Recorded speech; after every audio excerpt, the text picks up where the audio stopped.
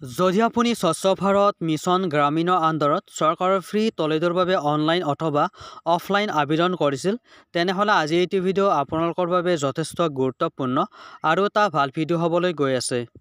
কিয়নো যিসকল ব্যক্তিয়ে ইতিমধ্যে চৰকাৰৰ ফ্ৰী টয়লেটৰ বাবে অনলাইন অথবা অফলাইন আবেদন কৰিছিল, তেওঁলোকৰ ইতিমধ্যে এখন নতুন লিষ্ট প্ৰকাশ পাইছে। যদি আপোনাৰ নাম এই লিষ্টখনত প্ৰকাশ পাইছে, তেনেহ'লে আপুনি লাভ কৰিব পাৰিব চৰকাৰৰ ফালৰ পৰা টোটেল 18,000 টকা। চ' কোনসকলে এতিয়া চৰকাৰৰ ফ্ৰী টয়লেটৰ 18,000 টকা লাভ কৰিব পাৰিব? এই নতুন লিষ্টখনত আপোনাৰ নাম আহিল নে নাই?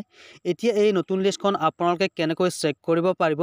অনলাইনতে চেক কৰিব পাৰিব নে অফলাইন চেক কৰিব পাৰিব? এই আটাইসমূহ ইনফৰমেশ্যন আজিৰ এইটো ভিডিঅ'ৰ জৰিয়তে আপোনালোকে জানিব পাৰিব। গতিকে ভিডিঅ'টো স্কিপ নকৰি আপোনালোকে সম্পূৰ্ণ শেষলৈ চাই থাকিব। ভিডিঅ'টোত এতিয়ালৈকে যদি এটা লাইক কৰা নাই, তেনেহ'লে প্ৰথমতে লাইক কৰি দিয়ক। চেনেলটোলৈ যদি প্ৰথম আহিছে, ছাবস্ক্ৰাইব কৰি ৰাখক এনে ধৰণৰ ইনফৰমেটিভ ভিডিঅ'সমূহ ৰেগুলাৰ পাই থাকিবলৈ। তেনেহ'লে দেৰি নকৰি ভিডিঅ'টোৰ মেইন টপিকলৈ আগবাঢ়ো। এতিয়া প্ৰথমতে আপোনালোকক জনাই দিবলৈ বিচাৰোঁ যে স্বচ্ছ ভাৰত মিছন গ্ৰামীণৰ আণ্ডাৰত আমাৰ ভাৰত চৰকাৰে 2022 পৰা 2024 ভিতৰত বৰ্তমানলৈ দুটা পে'মেণ্ট ৰিলিজ কৰিছে। ইতিমধ্যে এটা 2023 বৰ্ষৰ ছেপ্টেম্বৰ মাহত ৰিলিজ কৰিছে, আনটো 2024 বৰ্ষৰ মাৰ্চ মাহত ৰিলিজ কৰিছে। ইয়াৰে ভিতৰত যিসকল ব্যক্তিয়ে ইতিমধ্যে 2022 পৰা 2023 ভিতৰত এপ্লাই কৰিছিল, তেওঁলোকৰ বেংক একাউণ্টত ইতিমধ্যে সকলোখিনি কিস্তি কেতিয়াবাই কমপ্লিট হৈ পৰিছে। আৰু যিসকল ব্যক্তিয়ে 2023 পৰা 2024 ভিতৰত এপ্লাই কৰিছিল, তেওঁলোকে ইতিমধ্যে এটাও কিস্তি লাভ কৰা নাই। এতিয়াহে তেওঁলোকক এই কিস্তিসমূহ দিয়াৰ বাবে নতুনকৈ এপ্ৰুভ লিষ্ট কৰা হৈছে, নতুনকৈ লিষ্ট আহি পৰিছে।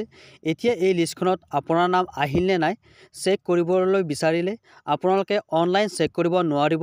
কাৰণ অনলাইন চেক কৰা আগৰ যিটো প্ৰচেছ আছিলে, বৰ্তমান ছাৰ্ভাৰ ক্ল'জ কৰি ৰাখিছে। যি কি নহওক, এতিয়া আপোনালোকে এপ্ৰুভ লিষ্টখনত চেক কৰিবলৈ আপোনাৰ এলেকাৰ গ্ৰাম্য পঞ্চায়ত যাব লাগিব। তাত গৈ এপ্ৰুভ লিষ্টখনৰ কথা কোৱাত আপোনালোকক এখন 2023-24 বৰ্ষৰ লেটেষ্ট আপডেট লিষ্ট এখন উলিয়াই দিব। যদি আপোনাৰ নাম এই এপ্ৰুভ লিষ্টখনত আহি যায়, তেনেহ'লে আপোনাৰ ঘৰত এইকেইটা দিনৰ ভিতৰত পঞ্চায়ত অফিচৰ পৰা কৰ্মকৰ্তাসকল আহিব। তেওঁলোকে আহি আপোনাৰ ঘৰত ছাৰ্ভে কৰিব বা জিঅ' টেগিং কৰিব। যদি আপুনি চৰকাৰৰ ফ্ৰী টয়লেটৰ বাবে ইলিজিবল হয়, তেনেহ'লে আপোনাৰ নামটো তেওঁলোকে চেনশ্যন লিষ্টত পঠাব। এই চেনশ্যন লিষ্টত সোমোৱাৰ পিছত নেক্সট ষ্টেপত এখন ফাইনেল লিষ্ট এপ্ৰুভ লিষ্ট আহিব। এই ফাইনেল এপ্ৰুভ লিষ্টখনত আপোনাৰ নাম অহাৰ পিছত আপোনাৰ ঘৰত পুনৰ গ্ৰাম্য পঞ্চায়তৰ পৰা কোনো ব্যক্তি আহি আপোনাৰ ঘৰৰ পৰা আধাৰ কাৰ্ড, বেংক পাছবুক, এপ্লাই কৰাৰ সময়ত যিটো ৰেজিষ্ট্ৰেশ্যন নম্বৰ ওলাইছিল বা এপ্লাই ছাকচেছফুল হোৱাৰ পিছত যিখন আপোনালোকে প্ৰিণ্ট কপি ৰাখিছিল, সেইখিনি তেওঁলোকে জেৰক্স কপি বিচাৰিব বা আপোনাৰ নিজাকৈ পঞ্চায়তত গৈ কেনে জমা কৰিবলৈ ক'ব পাৰে। এইখিনি প্ৰচেছ কমপ্লিট হোৱাৰ পিছতহে আপোনালোকৰ টয়লেট পোৱাৰ যিখিনি অৰ্হতা আছিল, সেইখিনি আপোনালোকৰ কমপ্লিট হৈ পৰিব। আৰু যেতিয়া চৰকাৰে এইসকল ব্যক্তিক টয়লেটৰ পে'মেণ্ট ৰিলিজ কৰিব, তেতিয়াহে আপোনালোকৰ ফাৰ্ষ্ট ইনষ্টলমেণ্টৰ 9,000 টকা বেংক একাউণ্টত ক্ৰেডিট হৈ যাব।